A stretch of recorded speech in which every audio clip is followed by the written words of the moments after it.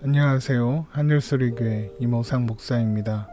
2021년 5월 12일 수요일 오늘의 말씀 시작하겠습니다.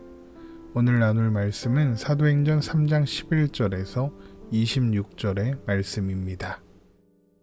나은 사람이 베드로와 요한을 붙잡으니 모든 백성이 크게 놀라며 달려 나아가 솔로몬의 행각이라 불리우는 행각에 모이거늘 베드로가 이것을 보고 백성에게 말하되 이스라엘 사람들아 이 일을 왜 놀랍게 여기느냐 우리 개인의 권능과 경건으로 이 사람을 걷게 한 것처럼 왜 우리를 주목하느냐 아브라함과 이삭과 야곱의 하나님 곧 우리 조상의 하나님이 그의 종 예수를 영화롭게 하셨느니라 너희가 그를 넘겨주고 빌라도가 놓아주기로 결의한 것을 너희가 그 앞에서 거부하였으니 너희가 거룩하고 의로운 일을 거부하고 도리어 살인한 사람을 놓아주기를 구하여 생명의 주를 죽였도다.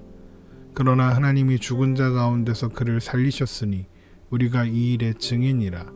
그 이름을 믿음으로 그 이름이 너희가 보고 아는 이 사람을 성하게 하였나니 예수로 말미암아 난 믿음이 너희 모든 사람 앞에서 이같이 완전히 낫게 하였느니라. 형제들아 너희가 알지 못하여서 그리하였으며 너희 관리들도 그리한 줄 아노라. 그러나 하나님이 모든 선지자의 입을 통하여 자기의 그리스도께서 고난받으신 일을 미리 알게 하신 것을 이와 같이 이루셨느니라. 그러므로 너희가 회개하고 돌이켜 너희 죄 없이 함을 받으라. 이같이 하면 새롭게 되는 날이 주 앞으로부터 이를 것이요 또 주께서 너희를 위하여 예정하신 그리스도 곧 예수를 보내시리니 하나님이 영원 전부터 거룩한 선지자들의 입을 통하여 말씀하신 바 만물을 회복하실 때까지는 하늘이 마땅히 그를 받아두리라. 모세가 말하되 주 하나님이 너희를 위하여 너희 형제 가운데서 나 같은 선지자 하나를 세울 것이니 너희가 무엇이든지 그의 모든 말을 들을 것이라. 누구든지 그 선지자의 말을 듣지 아니하는 자는 백성 중에서 멸망받으리라 하였고 또한 사무엘 때부터 이어 말한 모든 선지자도 이때를 가리켜 말하였느니라. 너희는 선지자들의 자손이요 또 하나님이 너희 조상과 더불어 세우신 언약의 자손이라. 아브라함에게 이르시기를 땅 위의 모든 족속이 너의 씨로 말미암아 복을 받으리라 하셨으니 하나님이 그 종을 세워 복 주시려고 너희에게 먼저 보내사 너희로 하여금 돌이켜 각각 그 악함을 버리게 하셨느니라. 아멘. 기도하러 성전에 올라가던 베드로와 요한은 태어나면서부터 걷지 못하는 사람이 성전 미문에 앉아 구걸하는 것을 보고 그에게 은과 금은 내게 없거니와 내게 있는 이것을 내게 주노니 나사렛 예수 그리스도의 이름으로 일어나 걸으라 이렇게 선포하며 그의 오른손을 잡아 일으켰습니다. 그러자 한 번도 걸어본 적 없었던 그의 발과 발목이 힘을 얻었고 뛰어서서 걷게 되었죠. 그는 이제 하나님을 찬양하며 베드로와 요한과 함께 그동안 장애로 인해서 들어가는 것이 금지되었던 성전으로 들어가게 된 것입니다. 그리고 걷고 뛰며 하나님을 찬양하는 사람이 방금 전까지 성전 미문에 앉아 구걸하던 이라는 것을 알게 된 사람들은 크게 놀라워했죠. 그렇게 고침을 받은 사람은 돌아가려고 하는 베드로와 요한을 붙잡았고 그는 이제 베드로와 요한과 함께 예수님을 따르던 사람들이 날마다 모여 사도들의 가르침을 받던 장소인 솔로몬의 행각으로 갔고 그 일을 놀라워하던 모든 사람들도 그들을 따라 솔로몬 행각에 모이게 되었습니다. 사도행전 3장 11절입니다.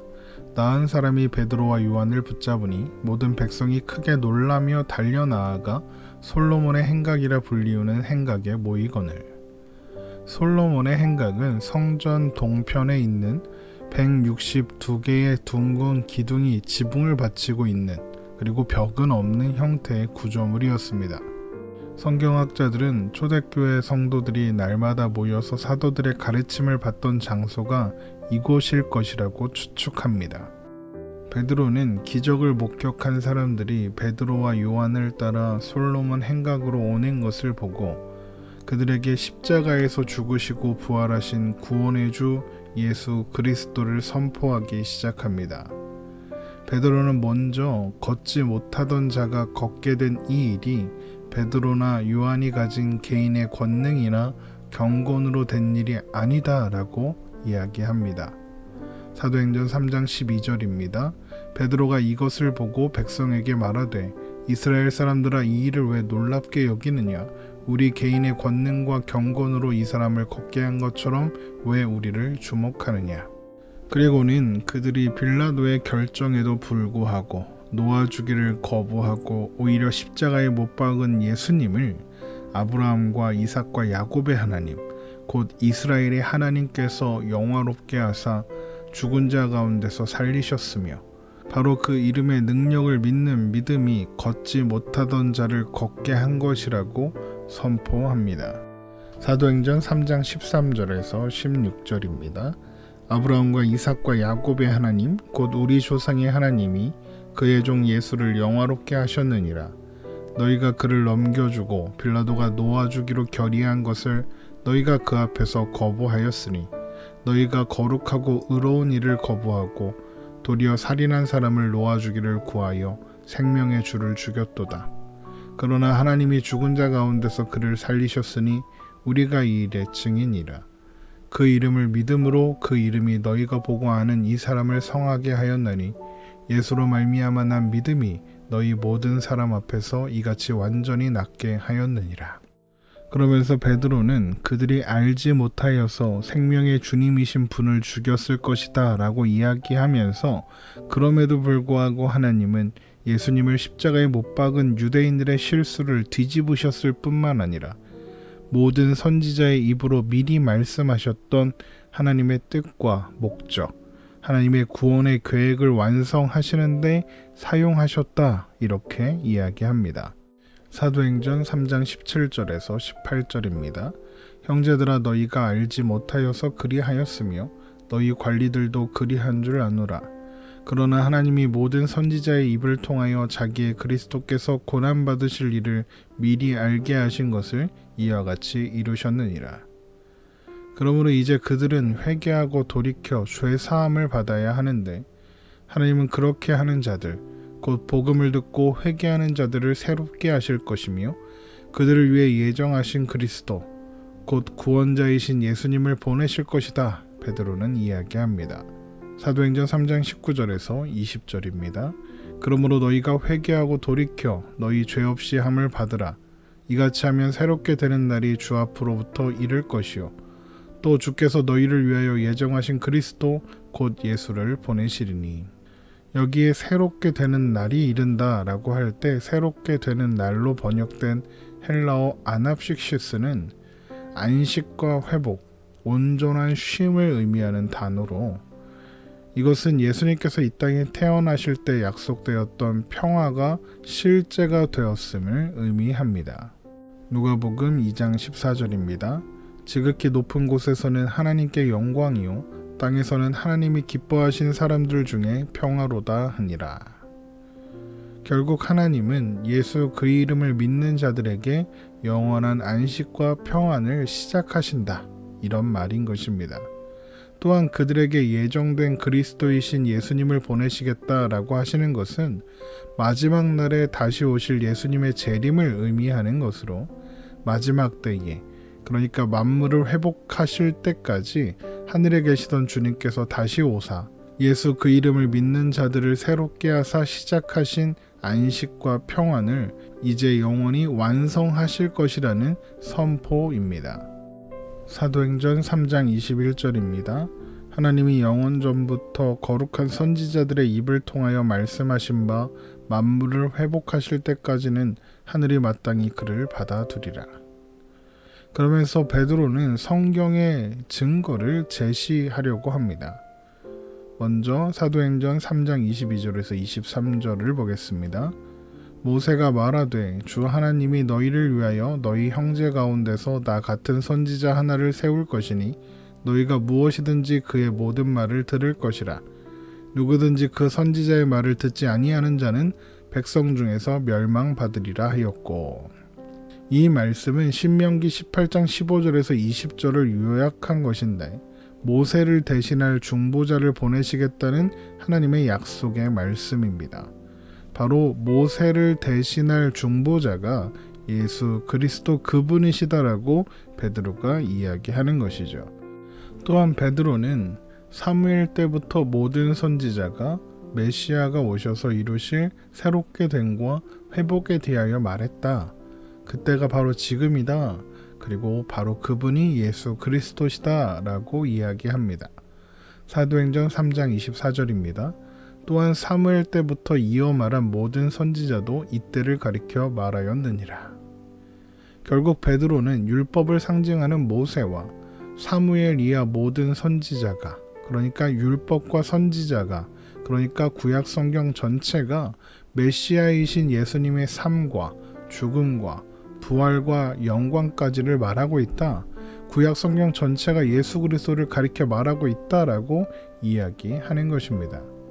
그러면서 베드로는 유대인들은 선지자들의 자손이며 아브라함으로 시작된 언약의 자손이다 라고 이야기하면서 하나님께서 아브라함에게 주신 약속, 그러니까 땅 위의 모든 족속이 너의 씨로 말미암아 복을 받으리라고 하신 약속을 이루시기 위하여 예수님을 그들에게, 유대인들에게 먼저 보내셔서 그들로 그 악함을 버릴 수 있도록 하셨다라고 이야기합니다.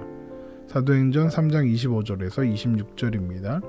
너희는 선지자들의 자손이요 또 하나님이 너희 조상과 더불어 세우신 언약의 자손이라.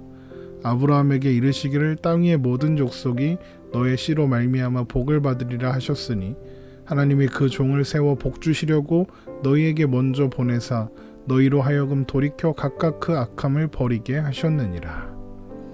하나님은 아브라함에게 땅 위의 모든 족속이 너의 씨로 말미암아 복을 받으리라 이렇게 약속하셨죠.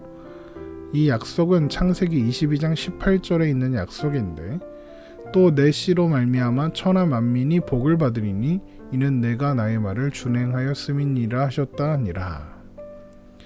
그런데 하나님께서 천하 만민에게 복을 주실 아브라함의 씨는 단수로 기록되어 있습니다. 그러니까 특정한 어떤 한 사람만을 가리키는 표현이라는 것이죠. 아브라함의 자손들이 아니라 아브라함의 자손이라 했다는 것입니다. 그러니까 지금 베드로는 그 씨가 곧 예수 그리스도시다라고 이야기하려는 것입니다. 갈라디아서 3장 16절을 보면 이것을 잘 정리한 설명이 나옵니다. 갈라디아서 3장 16절입니다. 이 약속들은 아브라함과 그 자손에게 말씀하신 것인데 여럿을 가리켜 그 자손들이라 하지 아니하시고 오직 한 사람을 가리켜 내 자손이라 하셨으니 곧 그리스도라.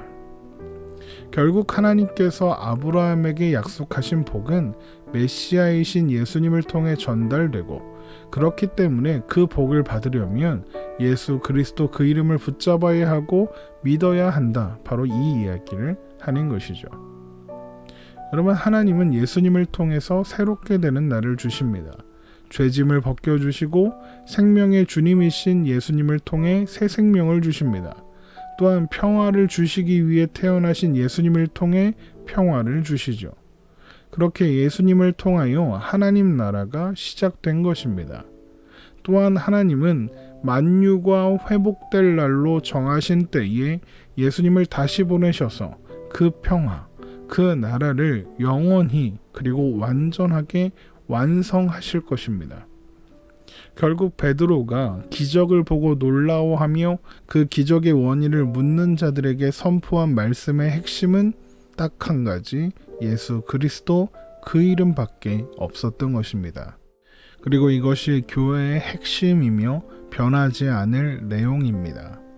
그렇게 교회는 예수 그리스도 그 이름 위에 세워지고 그 이름 위에 있을 때에만 의미가 있습니다. 그 외에 다른 어떤 것, 돈이나 명성 같은 것으로 아무리 가득 가져다 채워도 교회는 아무 의미 없습니다.